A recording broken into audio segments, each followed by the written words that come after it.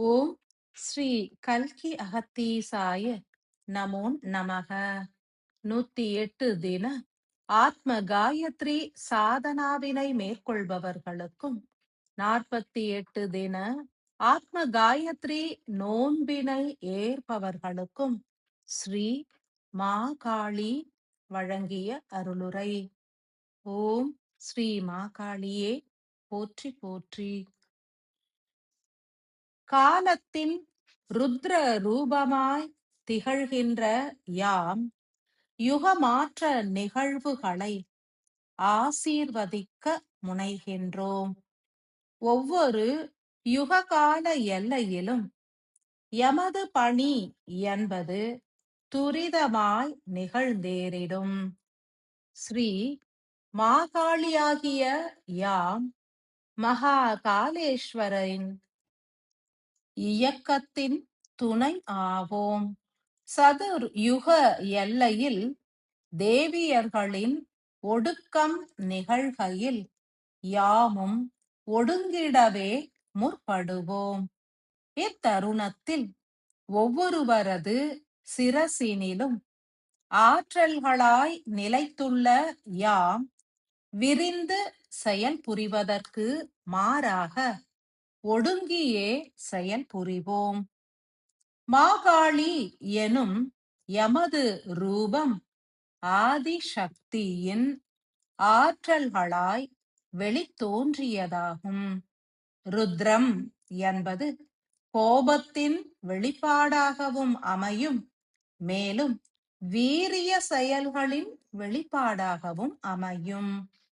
அசுரர்களை வதம் புரிய யாம் ருத்ர ரூபம் ஏற்றிடினும் எமது பக்தர்களுக்கும் அன்பான மானுட ஆன்மாக்களுக்கும் யாம் வீரியமான ஆற்றல்களாகவே வெளிப்படுகின்றோம்.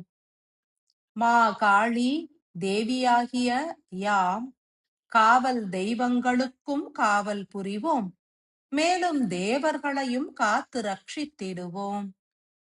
ஏன் எவ்விதம் என்றறிக.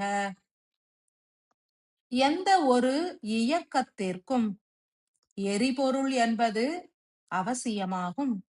மேலும் பாதுகாப்பு என்பதும் அவசியம். பாதுகாப்பு அற்ற ஓர் இயக்கத்தினால் பலன் கிட்டாது. ஓர் நிலமதிலே பயிர்களை விளைவிப்பவர்களும் காவல்தனை உருவாக்கிடுவர். ஓர் அரசனும் தனது ஆட்சியில் காவல்தனை தீவிரமாய் உருவாக்கிடுவார். இல்லத்திலே வசிப்பவர்களும் தங்களது உடைமைகளுக்கு காவலிட்டு காத்திடுவர்.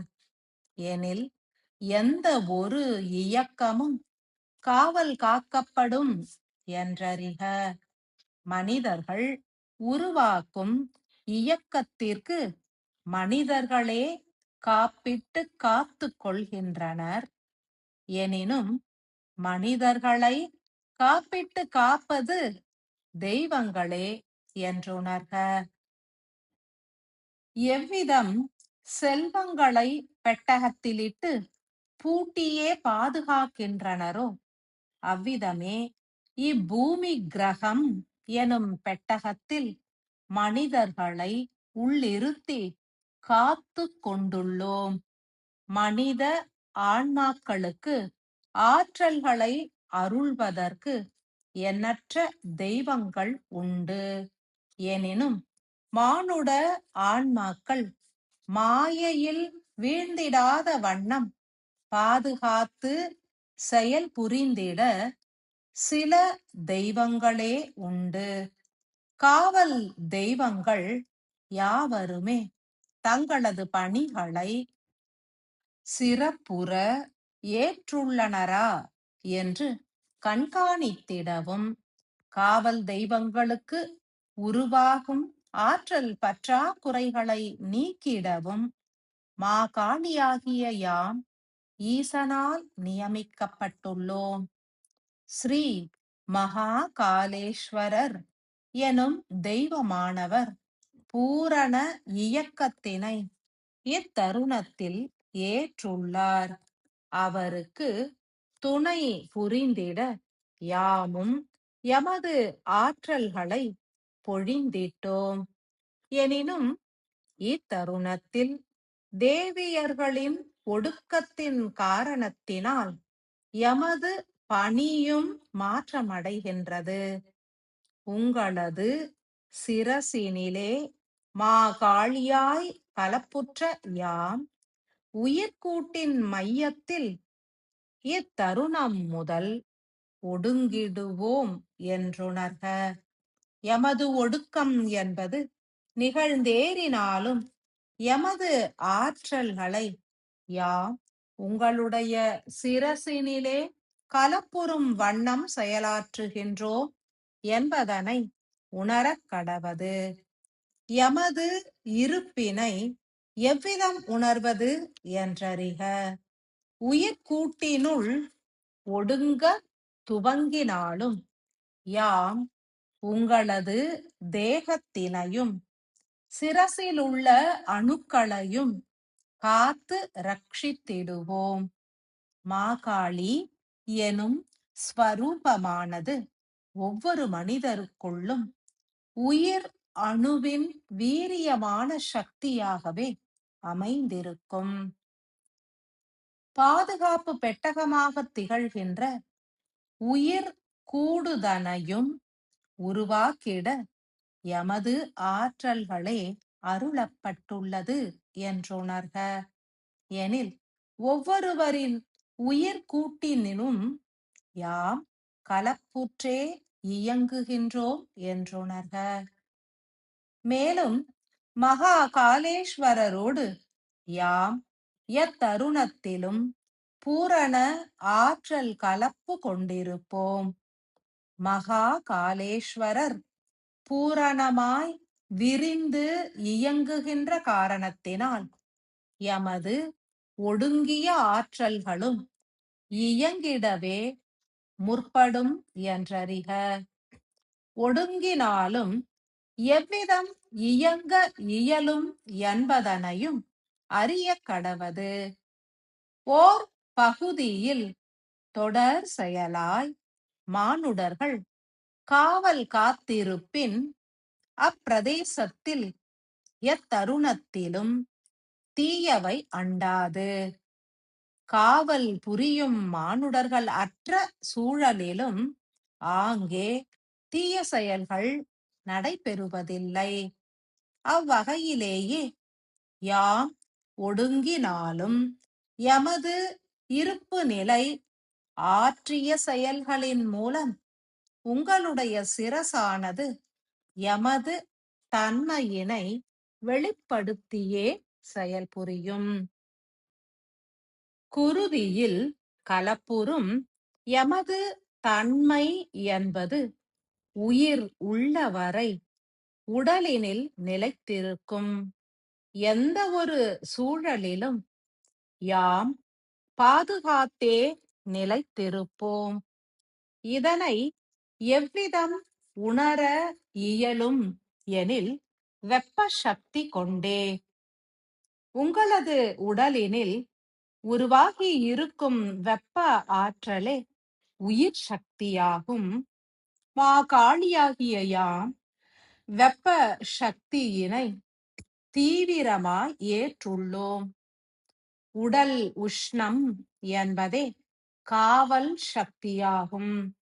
உயிரானது உடலினில் நிலைத்திருப்பதே உஷ்ணத்தின் வெளிப்பாடாக அமைந்திருக்கும். உடலை பாதுகாத்து காவல் புரிகின்ற உயிர் அணுவின் மூல சக்தியான தூய உஷ்ணம் எனும் வெப்பமே மாகாளி என்றுணர்க. அக்னி எனும் ஆற்றலினை தோற்றுவித்த தாயாய் யாம் நிலைக்கின்றோம். ஆம், அக்னி தேவருக்கு அக்னியின் பூரண ஆற்றலை அருளி உன்னத பணியாற்றிட யாமே அருளி உள்ளோம். வீரியமான செயல்களை ஏற்றுள்ள தேவர்கள் எமது ஆற்றல்களால் இயங்குகின்றனர் என்றுணர்க. எந்த ஒரு இயக்கத்திற்கும் வீரியமான வெப்ப சக்தியே அவசியமாகும். ஆதிபராசக்தியே வெப்பத்தின் மூலமாவார். மா காளி எனும் ஆற்றல் அவரது அணுவிலிருந்து உதித்திட்ட ஆற்றல்களே என்றுணர்க. சூரிய தேவர், அக்னி தேவர் போன்ற அனைத்து தேவர்களுக்கும் இயங்கு ஆற்றலை பொழிந்துள்ளோம். அதன் பொருட்டே இத்தருணத்திலும் தேவர்களின் இயக்கத்தினை யாம் ஆட்சி புரிகின்றோம். தேவியரின் ஒடுக்கத்தின் மூலம் யாமும் ஒடுங்குவதினால் வெப்பத்தினால் உருவாகும் வீரியமான இயக்கங்கள் பலவும் ஒடுக்கம் கண்டிடும். எனினும் சத்தியயுக வித்தாய் மலர்கின்ற மானுடர்கள் தங்களது தேகத்தினில் மாறுபட்ட உஷ்ணம் உருவாவதனை உணர்ந்திடலாம். இது காலம் வரை தேகத்தினில் நிலைத்திருந்த வெப்பம் என்பது மாற்றம் அடையும். புதுமையான வெப்ப சக்தி உருவாவதனை உணருங்கள். குளிர்ச்சியோடு கலப்புற்ற உஷ்ணம் என்பது வெளிப்படும். சொற்களும் செயல்களும் வீரியமாகவும் ஆழமாகவும் வெளிப்படும். ஓசையின் வீரியம் மாறுபடுவதனையும் செயல்களின் தன்மை மாறுபடுவதனையும் உணருங்கள். மா காளியாகிய யாம் கருணை பெருகிட பூரணமாய் உதவிடுவோம். உணர்வதே நற்பலன் அருளிடும். ஸ்ரீ மா காளியின் பூரண ஆசிகள்.